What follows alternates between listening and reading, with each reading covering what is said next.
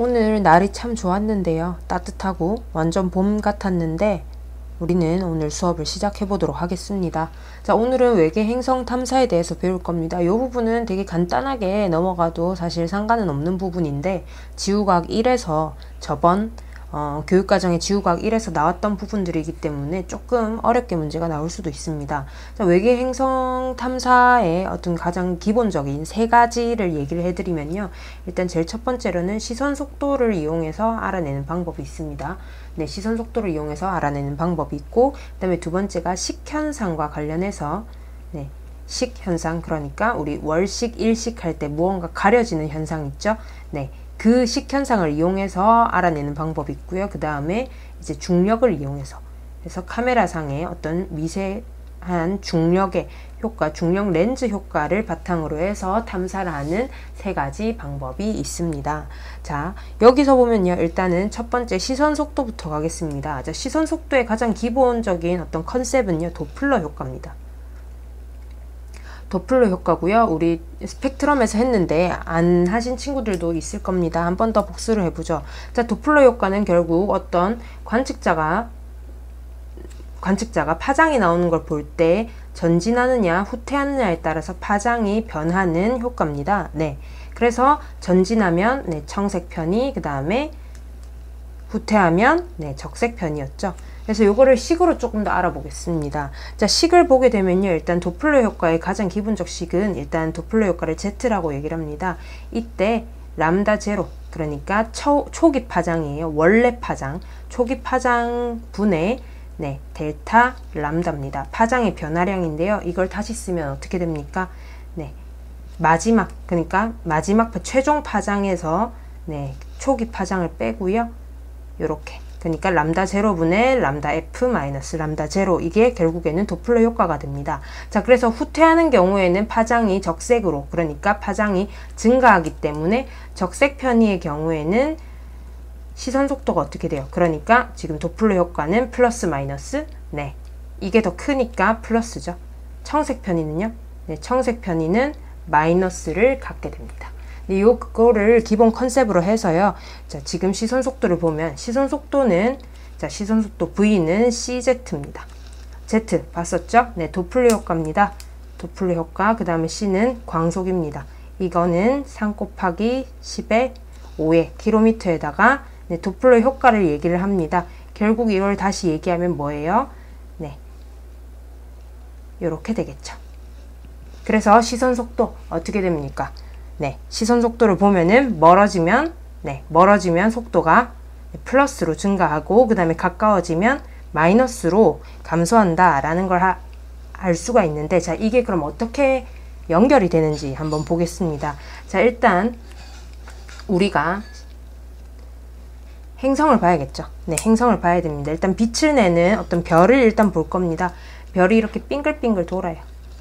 빙글빙글 도는데, 자, 우리가 볼 때에 도는 면이, 자, 전진하고 후퇴하려면 그러니까 전진하고 후퇴하려면 결국 어떻게 돼야 돼요? 이 돌고 있는 이 회전, 그러니까 공전면이 우리 시선과 일치하면 할수록 좋습니다. 그래서 이 공전하는 면을 뭐라 그래요? 공전 궤도면이죠.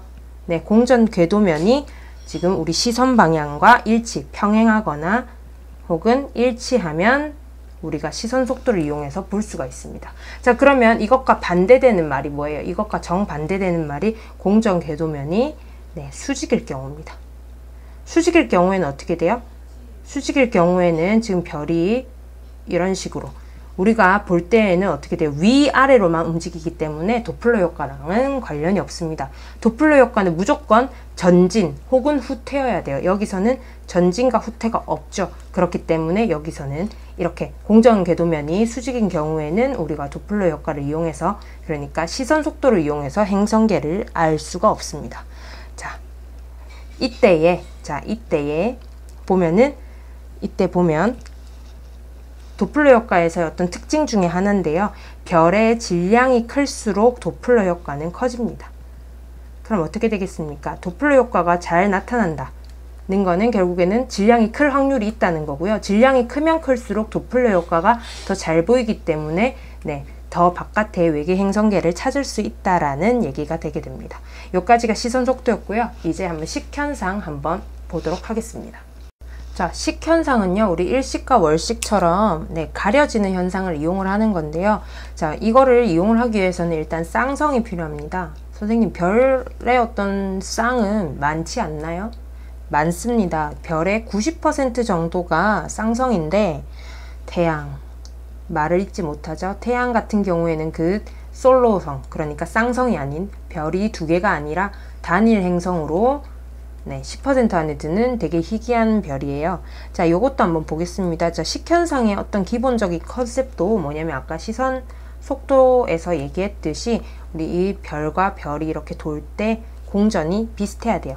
어떤 별이 안에 있고 이제 주성이라고 하죠. 주가 되는 주성이 있고 그걸 이제 도는 동반성이 있습니다. 동반성이 이제 같이 돌아야 되는데 이때에 이 공전 궤도면 자체가 같이 평행을 하면 좋습니다. 하지만 꼭 평행하지 않다고 해서 조금 비스듬하게 돼 있어도 식현상이 일어납니다. 왜냐면 가려지는 거니까요. 자, 그래서 이 식현상에 대한 얘기는 교육과정이 바뀌기 전에 예전에 여러분들 통합과학 들어가기 전에는 융합과학이라고 해서 배웠던 1학년 부분에서 나왔는데 이제는 이제 식현상 부분이 여기에 이제 들어가게 됩니다. 그런데도 불구하고 모의고사 문제가 어떻게 나올지 모르죠. 그래서 조금 더 알아봅시다. 자, 식이 일어나는 조건에 대해서 한번 알아볼게요.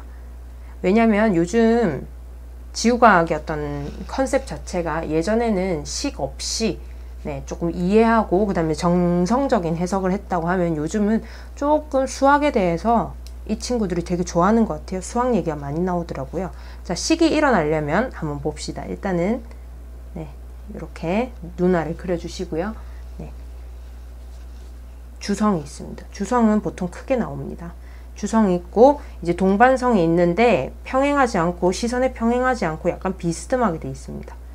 자, 동반성이 있고요. 주성과 동반성, 이 동반선이 도는 공전 궤도 자체는요, 역시 우리가 보는 방향과 비스듬하게 되어 있습니다. 자, 이게 공전 궤도면입니다. 공전 궤도면이고 우리가 보는 시선 방향은 이렇게 돼 있죠. 그래서 시선 방향과 약간 각도를 가지고 있습니다. 어느 정도의 각도를 가지고 있냐면 파이라는 각도를 갖게 된다고 한번 가정을 해봅시다. 자, 이때 주성의 가운데, 주성의 그 중심부와 그 다음에 동반성의 중심부를 이은 이 길이를 뭐라고 하냐면 rho라고 얘기를 합니다. 자, 정의를 해줄게요. 자, 그럼 주성의 중심과 동반성의 중심입니다. 자, 이때 식이 일어나는 조건은요, 여기다 적을게요. 식이 일어나는 조건은 rho sin 파이가 주성의 반지름과 그 다음에 동반성의 반지름의 합보다 작아야 됩니다. 그 말이 뭘까요? 자, rho sin 파이 한번 찾아봅시다. 자, 삼각형이라고 했을 때요. 삼각형이라고 했을 때, 자, 요게 rho고 이게 파이입니다. 자, 그러면 rho sin 파이는 어디예요? sin 파이. 자, 그러면 이 높이 부분이 rho sin 파이가 되죠. 그죠? 이 부분이 rho sin 파이가 됩니다. 그때 이 높이가 뭐보다 작아야 된다? 그죠? 동반성의 주성의 지름과 그 다음에 동반성의 어떤 그것과 제가 잘못 설명했죠? 자, 지금 여기 보면 반지름이죠? 그래서 자, 이 부분이 아니라 여기 우리가 가려져야 되기 때문에 이 주성과 그 다음에 동반성의 어떤 그 길이보다 작아야 합니다. 요 부분까지 했는데요. 요게 식에 일어나는 조건이고 이제 식이 일어났을 때의 밝기 변화가 어떻게 일어나는지 한번 보겠습니다.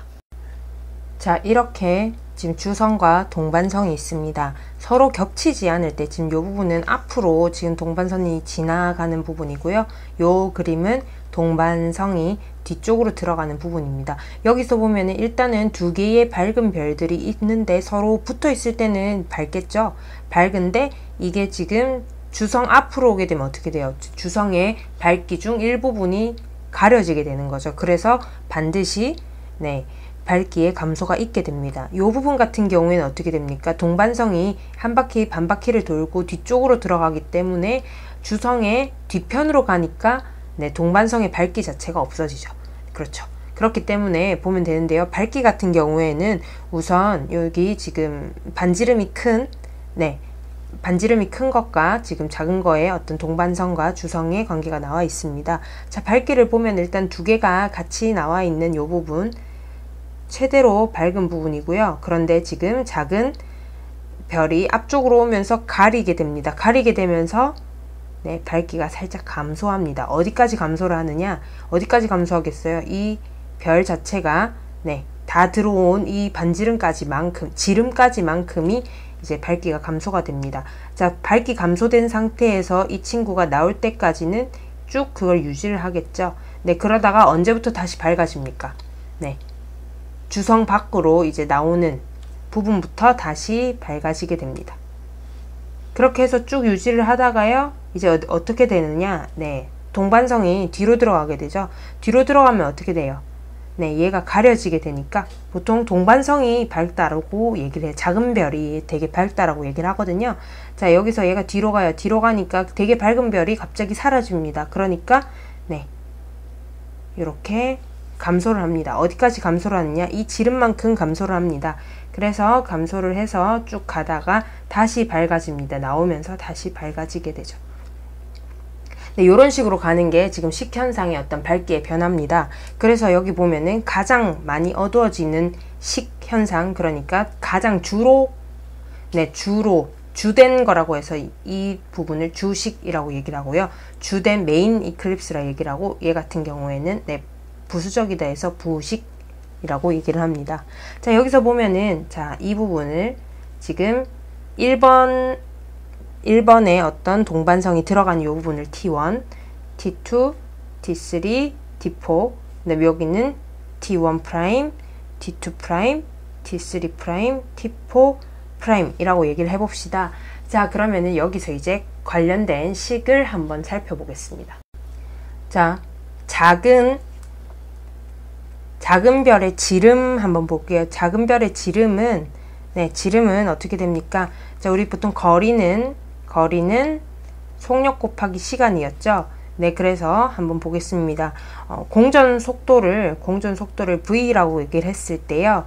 네, 지금 이 지름의 크기는 어떻게 알 수 있습니까? 지금 요 감소하는 이 시간만큼이, 그죠? 시간만큼 간 게 결국에는 지름이 됩니다. 그래서 T2 마이너스 V T1을 빼면은 이 지름이 나와요. 이걸 다시 얘기를 하면은 V로 묶어내고 T2 마이너스 T1이 되는 거죠. 다시 얘기를 하면 네, T4 마이너스 T3도 네, 동반성의 작은 별의 지름이 나오게 됩니다. 그럼 큰 별의 지름 한번 볼까요? 자, 큰 별의 지름은 어떻게 알 수 있나요? 지금 네, 줄어든 요 부분이죠. 지금 보면은 들어간 것부터 해서 나오는 것까지 이 시간이 결국에는 네, 큰 별의 그 지름이 됩니다. 그래서 보게 되면 T4에다가 T2를 빼면은 이제 큰 별의 어떤 지름이 나오게 되죠. 그래서 얘네 둘이를 연합을 해서 풀어보면요. 자, RS 플러스 RL 하면 어떻게 됩니까? 얘를 연합을 하니까 V의 T4 마이너스 T1의 경우에는 지금 주성과 동반성의 어떤 지름을 더했을 때에 이런 식이 나온다까지도 알아주시면 될 것 같아요. 직접적으로 나오진 않지만 아마 조금 더 나올 수도 있을 확률이 있기 때문에 한번 살펴보았습니다. 자, 그러면 이번에는 이제 미세 중력 렌즈 현상을 한번 보도록 하겠습니다. 자, 미세 중력 렌즈의 어떤 기본적 컨셉은 뭐냐면요. 일단 빛은 직진을 합니다. 빛은 직진을 하는데, 그래서 빛은 휘어지지 않아요. 그러면 왜 미세 중력 렌즈라는 건 뭐냐면 결국에는 빛이 휘어진 것처럼 보인다라는 얘기인데, 자, 빛은 직진합니다. 그런데 빛이 휘어진 것처럼 보인다라고 얘기를 하면은 네, 공간이 왜곡되었기 때문에. 그러니까 빛은 직진을 하는데 이 빛이 지나가는 공간 자체가 왜곡이 되는 거죠. 공간이 왜곡돼서 발생하는 게 미세 중력 렌즈 현상입니다. 그러니까 보통 블랙홀이나 이런 거를 그림을 그릴 때에 이렇게 공간이 원래라면 이렇게 평면이어야 되는데요. 여기에 한 물체가 놓여지게 되면은 그 물체의 중력만큼 공간이 이런 식으로 휘게 됩니다. 휘게 되면서 그 위를 지나가는 빛이 이런 식으로 이렇게 휘어서 가게 되는 거죠. 네, 공간이 휘기 때문에 빛은 직진을 하고 있더라도 네, 따라서 가기 때문에 얘가 휘어진 것처럼 보이게 됩니다. 그래서 요거를 한번 보게 되면요. 자, 관측자가 이렇게 보고 있어요. 관측자가 보고 있고 큰 별 B가 있습니다. 별 B가 있는데 원래라면 어떻게 보여야 되냐면 원래라면 이런 식으로 보여야 돼요. 하지만 중간에 A라는 별이 가로질러 가게 됩니다. 그럴 경우에는 이 별빛이 어떻게 보이냐면 자, 이게 지금 중력이 있죠. 그렇기 때문에 휘게 됩니다. 그래서 이런 식으로 별빛이 도달을 하게 돼요. 휘어져서 도달을 하게 됩니다. 그러니까 밝기가 어떤 식으로 나오냐면 네, A 부분 있는 쪽이 살짝 밝기가 감소하는 형태로 나오게 됩니다. 네, 그렇게 되면서 이제 그냥 별을 보고 있는데 갑자기 이렇게 밝기에 변화가 생겼다. 하지만 얘가 초신성 폭발은 아니다. 라고 얘기를 한다면은 네, 미세 중력 렌즈일 가능성이 있다는 것도 염두를 해주시면 됩니다. 그러면 두 번째 경우는 뭐냐면 사람이 이를 똑같이 보고 있는데요. 이 지나가는 별에 행성이 있을 경우입니다. 행성이 있을 경우는 조금 더 좀 독특한 형태가 나와요. 아까 전에 봤던 거는 이런 형태였죠. 네, 별이 지나가는 그 부분이 이제 밝기가 감소하는 형태였는데 행성이 주변에 이렇게 돌게 되면은 이런 식으로 다른 흡수선이 생기면서 흡수선이 또 다르게 생기는 것을 볼 수가 있습니다. 네, 요거까지만 구분해 주시면 아주 간단하게 문제를 풀 수 있을 것 같아요. 자, 그러면 외계 행성의 어떤 간접적인 방법은 세 가지를 봤는데요. 이제 나머지 하나를 한번 보겠습니다. 나머지 하나가 뭐냐면 직접 관측입니다. 이때까지는 이제 간접적으로만 봤다고 하면은 직접적으로 그럼 외계 행성은 어떻게 보느냐 라고 얘기를 한다면요. 일단은 행성 같은 경우에는 가시광선을 방출하진 않아요. 가시광선을 방출하는 건 결국엔 별이었죠. 네, 행성은요 적외선을 보통 방출을 합니다. 그래서 적외선을 방출을 하기 때문에 행성을 관측을 하기 위해서는 우리는 적외선으로 관측을 해야 돼요. 네. 분광 관측을 통해서 이제 직접 관측을 했을 경우에는 행성의 대기까지도 볼 수가 있게 됩니다. 참고사항으로 그냥 알아두시면 될 것 같아요. 자, 그러면 우리가 지금까지 했던 게 시선 속도, 식현상, 미세 중력 렌즈, 그 다음에 네, 직접 관측에 대한 얘기였는데요. 이거는 결국에 무엇을 위한 거냐면 결국에는 생명이 살 수 있는지를 알기 위해서입니다. 그래서 생명이 살 수 있는 곳을 생명 가능지대라고 얘기를 하는데, 자, 생명이 살 수 있기 위한 필수 조건이 뭔가요? 네, 물이죠, 물. 네, 물이 있어야 됩니다. 그래서 물이 물로 존재를 해야 돼요. 그러니까 H2O가 액체 상태로 존재를 해야 됩니다. 그래서 이 액체 상태로 존재할 수 있는 범위를 뭐라고 하냐면 생명 가능지대라고 얘기를 합니다. 그래서 액체 상태가 되려면요, 적당히 별에서 멀어야 돼요. 자, 조금 한번 보겠습니다.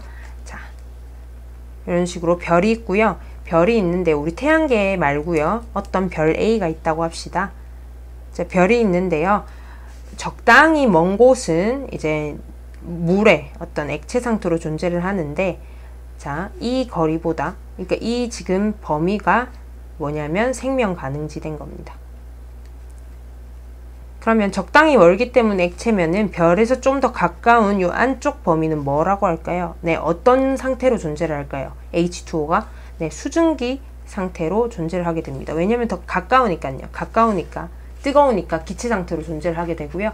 그러면 이 생명 가능지대보다 훨씬 먼 곳은 뭘로 존재를 하게 될까요? 네, 얼음으로 존재를 하게 됩니다. 자, 그러면 이거는 자, 지금 이 생명 가능지대의 어떤 변인을 한번 봅시다. 자, 별의 광도, 그러니까 생명 가능지대는 결국 별이 얼마나 밝냐, 얼마나 뜨겁냐.